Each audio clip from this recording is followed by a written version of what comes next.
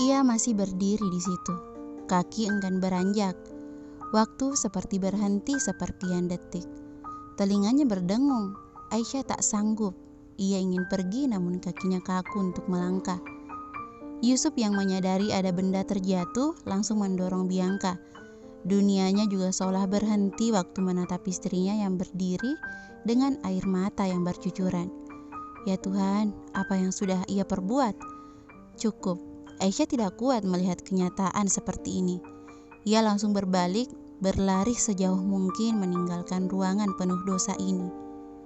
Aisyah berlari keluar dengan menepuk-nepuk dadanya yang terus berdenyut sakit. Ya Allah, sakit sekali. Batin Aisyah berteriak.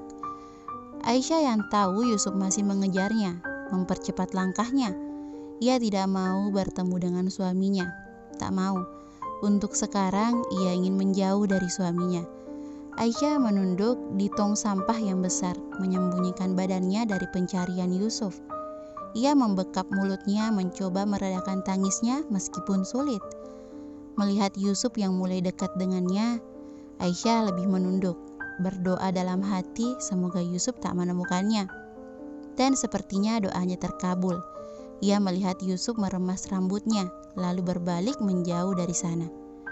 Aisyah semakin berjongkok di sana, semakin menenggelamkan kepalanya di kedua lututnya, menangis terngungu, mencoba melegakan hatinya, walaupun tidak sedikit kelegaan yang ia dapat. Kenapa seolah semesta menjawab pikiran negatif yang akhir-akhir ini melekat di kepalanya? Ya, ini jawabannya. Aisyah masih terisak dalam tangisnya. Rasanya ia tak sanggup dengan pengkhianatan ini.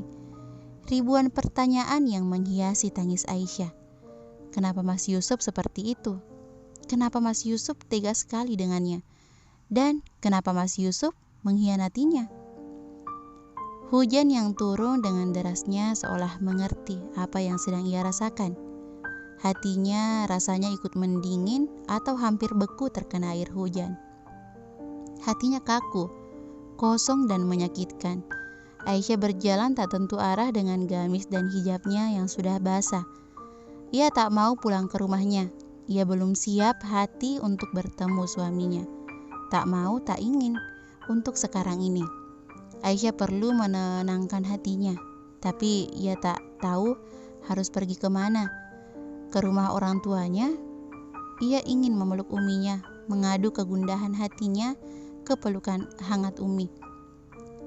Itu pasti menenangkan uminya, pasti akan menepuk-nepuk pundaknya dan selalu mengatakan, tidak apa nak, semua akan baik-baik saja.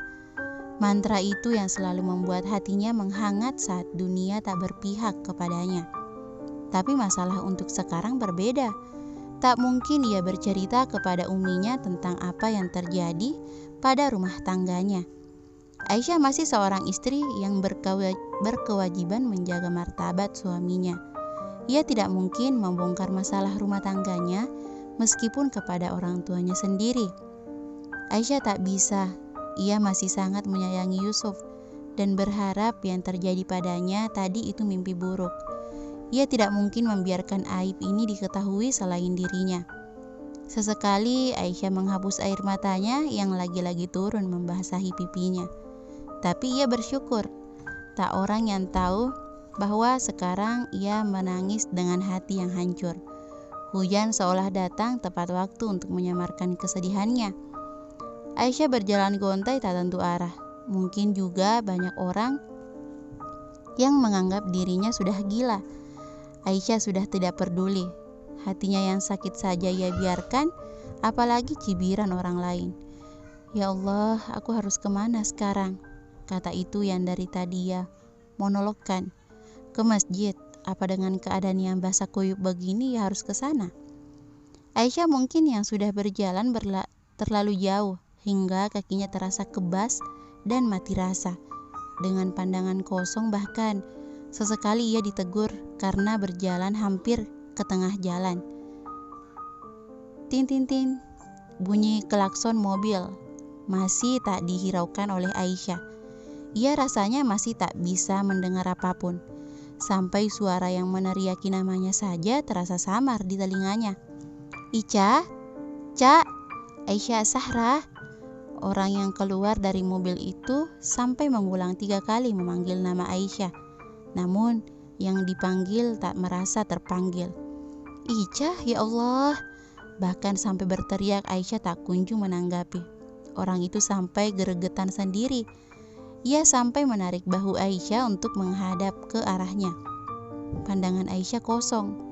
Orang itu yang keluar dari mobil, Maira. Ya, Maira sahabat karib Aisyah. Maira tak sengaja melihat dari kaca mobilnya. Ia seperti melihat orang yang dikenal, dan ternyata memang benar, sangat dikenalinya. Maira sampai terhenyak dengan wajah Aisyah yang sudah sembab dengan pandangan yang tahu kemana. Hati Maira ikut sakit juga seperti merasakan apa yang dirasakan sahabatnya. Meskipun ia tak tahu apa yang menimpa sahabatnya. Cak, astagfirullah, kamu kenapa bisa kesini? Tanyanya yang tak mendapat balasan. Maira sampai menguncang dan menepuk pelan pipi Aisyah. Cak, ya Allah, istighfar. Hei, kamu kenapa? Aisyah yang tersadar dari lamunan pun langsung beristighfar dalam hati berulang kali. Ia menghambur ke pelukan sahabatnya, mencari kekuatan untuk bersandar. Mai, sakit Mai, sakit. Tangisnya pecah kembali. Maira juga tak sadar mengeluarkan air mata.